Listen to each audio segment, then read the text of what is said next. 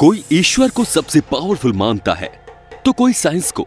समाज में दो अलग अलग विचारधारा रखने वाले लोग हैं जो अलग अलग मानसिकता के होने के कारण साइंस और ईश्वर में भेद पैदा करते हैं। दुनिया में हमेशा से ही इस तरह के सवाल उठते रहे हैं कि क्या वाकई में इस समस्त ब्रह्मांड का निर्माण ईश्वर ने किया है? क्या ईश्वर का स्वरूप इसमें मौजूद है? क्या वाकई में एक ऐसी ताकत है जो इंसानी जीवन के हर क्षेत्र में दखल रखती है, जिसे आम भाषा में ईश्वर कहा जाता है? क्या सच में उसका कोई वजूद है? तो फिर इन सब के बीच साइंस का क्या रोल है? ये धरती पर अपने एक्सेस पर घूमती है। इस धरती का जन्म कई अरब वर्ष पूर्व हुआ था। समस्त ब्रह्मांड का बिग बैंग के फल स्वरूप हुआ। इन सारी बातों की जानकारी हमें विज्ञान ने दी है। विज्ञान ने हमें संसार के सच से रूबरू कराया है। विज्ञान ने हमें दुनिया के जन्म के बाद के सारे रिएक्शन को बताया है। पर विज्ञान इस बात पर लड़खड़ा जाती है कि इस धरती की बंजर भूमि पर पहली बार जीवन के सूत्र कहां से आए? इस ब्रह्मांड का जन्म क्यों हुआ? क्या कारण था जो ब्रह्मांड का जन्म हुआ? हमें ये तो पता है कि समूचे ब्रह्मांड का जन्म कैसे हुआ। बायोलॉजी से हमें ये भी पता चलता है कि जीवन के ये पार्टिकल्स कैसे काम करते हैं। पर क्या ये साइंटिफिक नॉलेज भगवान के अस्तित्व को नकारने के लिए काफी है? अगर ईश्वर है ही नहीं तो इस अनंत ब्रह्मांड को कौन चला रहा है? अगर सारी वस्तुएं ब्रह्मांड में स्थित हैं, तो ब्रह्मांड किस में स्थित है? ये सारे अनसुलझे रहस्य हैं जिसका जवाब विज्ञान के पास भी नहीं है। बिग बैंग के पहले तारे सितारे, ग्रह, नक्षत्र, प्रकाश, क्रिया प्रतिक्रिया आदि कुछ भी नहीं था। सिर्फ थी तो वो थी शून्य अवस्था। तो अब दूसरा सवाल ये उठता है कि जब सब कुछ शून्य था तो बिग बैंग थ्योरी से पहले इतना सारा मटेरियल आया कहां से? और फिर वही शून्य अवस्था इतने बड़े बड़े ब्रह्मांड में कैसे तब्दील हो गई? ये एक बहुत बड़ा अनसुलझा सवाल है जिसे विज्ञान लगातार सुलझाने की कोशिश कर रहा है। साल 2008 में एक व्यक्ति ने बेहद चौंकाने वाले खुलासे किए। बात उस समय की है जब हार्वर्ड के एक साइंटिस्ट इबेन अलेक्जेंडर थर्ड को ब्रेन डेड की वजह से तकरीबन एक हफ्ते तक कोमा में रहना पड़ा।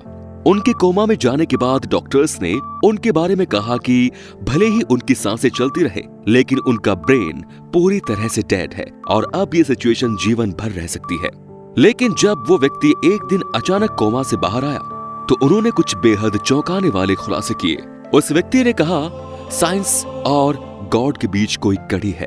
उसने ये भी कहा कि वो स्वर्ग से आ रहा है, यानी उस व्यक्ति ने कोमा में रहने के दौरान स्वर्ग का अनुभव किया। अगर देखा जाए तो विज्ञान और भगवान के बीच कोई आपसी टकराव नहीं है। दोनों अपने अपने यथास्थान पर स्थित हैं। अगर हम अपनी सोच का स्तर थोड़ा ऊंचा करके देखेंगे तो हम पाएंगे कि विज्ञान और भगवान दोनों एक दूसरे के पूरक हैं। यहाँ विज्ञान प्रामाणिक आधारों पर मिलने वाले वास्तविक ज्ञान का संग्रह है, तो वहीं ईश्वर अध्यात्म, धर्मशास्त्र और आस्था का विषय है। हमारे ब्रह्मांड में 4 ऐसी शक्तियां हैं जिनके कारण सभी आपस में बंधे हुए हैं और सुचारू रूप से ये ब्रह्मांड चल रहा है। वो 4 शक्तियां हैं। Number 1 strong force, number 2 weak force, number 3 electromagnetic force, number 4 gravitational force. हैरानी की बात तो यह है कि 4 फोर्स ब्रह्मांड की उत्पत्ति के लाखों साल बाद उत्पन्न हुए और आज ब्रह्मांड में होने वाली प्रत्येक क्रिया और प्रतिक्रिया इन 4 फोर्सेस के मुताबिक होती है।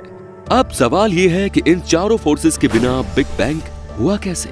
कुछ समय पहले स्टीफन हॉकिंग की मृत्यु हुई। वो एक बहुत बड़े वैज्ञानिक थे। उन्होंने भी भगवान को मानने से इनकार कर दिया था। उनका कहना था कि जो भी चीजें हैं वो सिर्फ विज्ञान की बदौलत ही हैं। स्टीफन हॉकिंग ने अपनी किताब द ग्रेट डिजाइन में लिखा है कि नेचुरल क्रिएशन ही वो वजह है जो कुछ ना होने की जगह कुछ है। ये ब्रह्मांड क्यों है, हम क्यों है, ये जरूरी नहीं कि हलचल पैदा करने के लिए और ब्रह्मांड को चलाने के लिए भगवान को बुलाया जाए। यानी बिग बैंग थ्योरी के पीछे किसी भगवान का हाथ नहीं था। तो वहीं फिजिक्स के सबसे बड़े साइंटिस्ट अल्बर्ट आइंस्टाइन ईश्वर में विश्वास रखते थे। उन्होंने अपनी जनरल और स्पेशल थ्योरी में गॉड डजंट प्ले डाइस जैसे ईश्वरीय शब्दों का प्रयोग करके ईश्वर की मौजूदगी को स्वीकारा। इतना ही नहीं, आइंस्टाइन तो हिंदू धर्म शास्त्र भगवत गीता को भी पढ़ा करते थे और कहते थे गीता से उन्होंने बहुत कुछ सीखा है। साल 2013 में हमने जाना कि ब्रह्मांड के एटम अस्तित्व का कारण एक पार्टिकल है जिसे हिग्स बोसोन या गॉड पार्टिकल कहा जाता है। गॉड पार्टिकल वो सूक्ष्म कण होते हैं जिन्हें देख पाना संभव नहीं। हिग्स बोसोन या गॉड पार्टिकल से पहले प्रोटॉन को सबसे छोटा कण माना जाता था।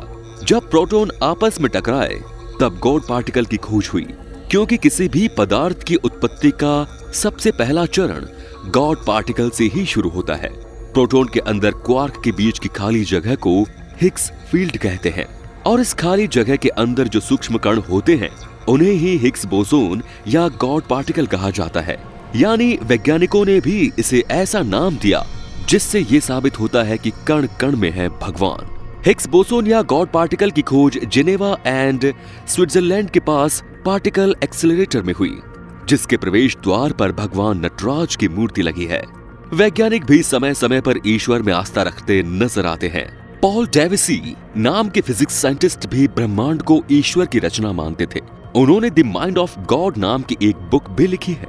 इससे हम क्या समझें? क्या भगवान अस्तित्व में है? क्या भगवान के अस्तित्व में होने का कोई सबूत है? भगवान या विज्ञान किस पर भरोसा करे? ये ऐसे प्रश्न हैं जो सालों से हम मनुष्यों के बीच चर्चा का विषय बने हैं।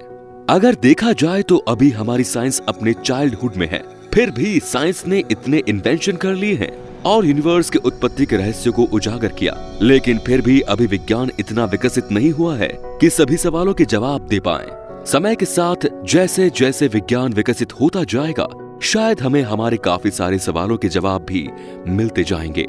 विज्ञान कहता है कि घटना के घटित होने के लिए किसी न किसी कारण का होना आवश्यक है। बिना किसी कारण के कोई भी घटना घटित नहीं हो सकती। अब सवाल यह है कि बिग बैंग घटना के पीछे कौन सा कारण था? अगर हम अपने आसपास की चीजें देखते हैं तो हम पाते हैं कि हवाई जहाज, बड़ी बड़ी बिल्डिंग्स, इलेक्ट्रिकल वस्तुएं, computer, telephone, artificial intelligence, smart gadgets, इन सब चीजों को बनाने के पीछे हम इंसानों का हाथ है। हमारे वैज्ञानिकों ने इन चीजों को बनाने में बहुत कड़ी मेहनत की है, तब जाकर ये चीजें हम तक पहुंच पाई हैं।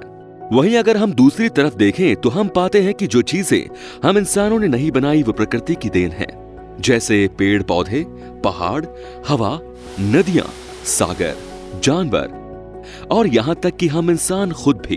क्या इतनी सुंदर प्रकृति का निर्माण खुद हो गया था या इसके पीछे किसी बुद्धिमानी प्राणी का हाथ है?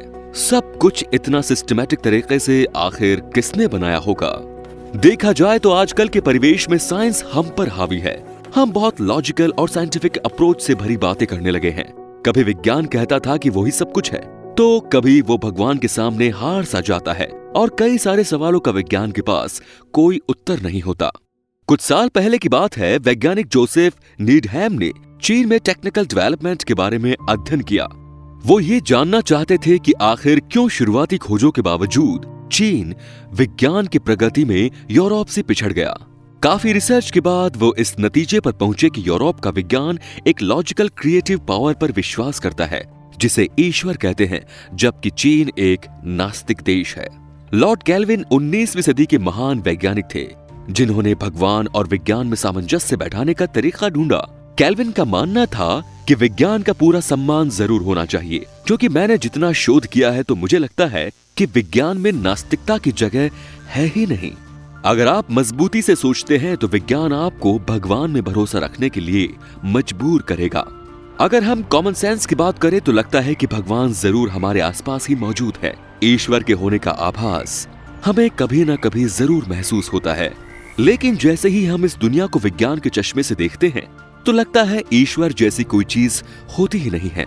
ईश्वर का अस्तित्व है या नहीं, दुनिया में ये एक विवादास्पद विषय है। मनुष्य द्वारा बनाए गए सभी धर्मों और समाजों में ईश्वर का अस्तित्व रचा गया है। हम बचपन से ईश्वर में विश्वास रखते हैं, इसीलिए हम भी ईश्वर को मानते हैं। ईश्वर को हम सब अपने अपने नजरिए से देखते हैं। ईश्वर का आकार प्रकार हम मनुष्य ही निर्धारित करते हैं। सभी धर्म और मजहब ने अपने अपने धर्म के अनुसार ईश्वर का रूप और आकार रचा है। अब ऐसे में सवाल उठता है कि ईश्वर को हमने रचा है या हमें ईश्वर ने? क्रम विकास के सिद्धांत का प्रतिपादन करने वाले मशहूर वैज्ञानिक चार्ल्स डार्विन ने प्रकृति के सिद्धांतों का विरोध किया। साथ ही उन्होंने प्रकृति की रचना में ईश्वर की मौजूदगी के सबूतों को मानने से इनकार किया। प्रकृति अपने नियमों को भली भांति सटीक ढंग से निभाती चली आ रही है और अरबों सालों से ये नियम काम करते आ रहे हैं। प्रकृति के भी अपने नियम हैं जिन्हें कोई बदल नहीं सकता। क्या ये नियम सिर्फ इत्तेफाक है? ये सब कुछ देखकर ऐसा लगता है मानो पृथ्वी को किसी डिजाइनर द्वारा सुंदर तरीके से डिजाइन किया गया है। ऐसा लगता है इन सब चीजों को बनाने के पीछे कोई डिजाइनर, नियम बनाने वाला कोई ऑर्गेनाइजर है, तो अवश्य ही कोई क्रिएटर भी होगा। विज्ञान की थ्योरी को समझने के बाद भी यही प्रतीत होता है कि इस ब्रह्मांड की रचना का कोई ना कोई रचनाकार तो जरूर है। वो किसी भी रूप में हो सकता है, वो निराकार हो सकता है, या कोई कॉस्मिक एनर्जी हो सकती है, या इस ब्रह्मांड की कोई अपार शक्ति हो, या फिर हमारी सोच से परे किसी और रूप में हो, लेकिन वो शक्ति है जरूर। इसीलिए विज्ञान भगवान से अलग नहीं और भगवान विज्ञान से, दोनों ही एक दूसरे के पूरक प्रतीत होते हैं। वैसे देखा जाए तो साइंस और गॉड की किसी बहस में पड़ना बेकार है, क्योंकि इन दोनों का एक रहस्य है जिसे समझना शायद अभी तक इंसानों के बस की बात नहीं। धन्यवाद।